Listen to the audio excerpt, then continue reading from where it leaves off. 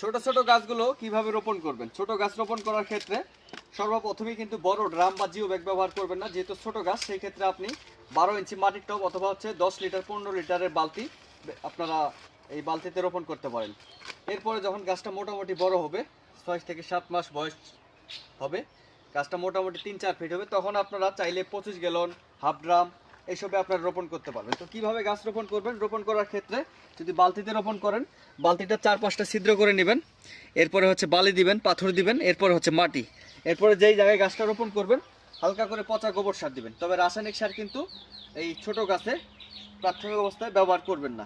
এরপরে এই যে গাছটা মিডিল বরাবর বসিয়ে দিবেন, বিসমিল্লাহ। এরপরে মাটি দিয়ে দিবেন। এই যে মাটিটা দেওয়ার পরে 4 সাইডটা একটু চেপে দিবেন, যেন গ্যাপ না থাকে, আপনার যেন ফাঁকা না থাকে, একটু চেপে দিবেন। এরপরে একটা খুঁটি দিবেন, খুঁটি দেওয়া হলে পানি দিয়ে দিবেন। এরপর করণীয়, 1-2 মাস পর পর বা 15-20 দিন, 1 মাস পর পর গোড়ার মাটি খুঁচিয়ে দিবেন। প্রয়োজনে বেশি পরিমাণে গোবর সার দিবেন, অন্যান্য যে অর্গানিক খাবারগুলো আছে এগুলো দিবেন।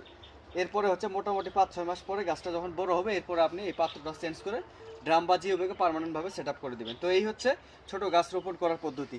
আশা করি ভিডিওটা মনোযোগ দিয়ে দেখবেন, আর এই ধরনের উপকারী ভিডিও পেতে আমার চ্যানেলটি সাবস্ক্রাইব করে আমার পাশে থাকবেন। আল্লাহ হাফেজ।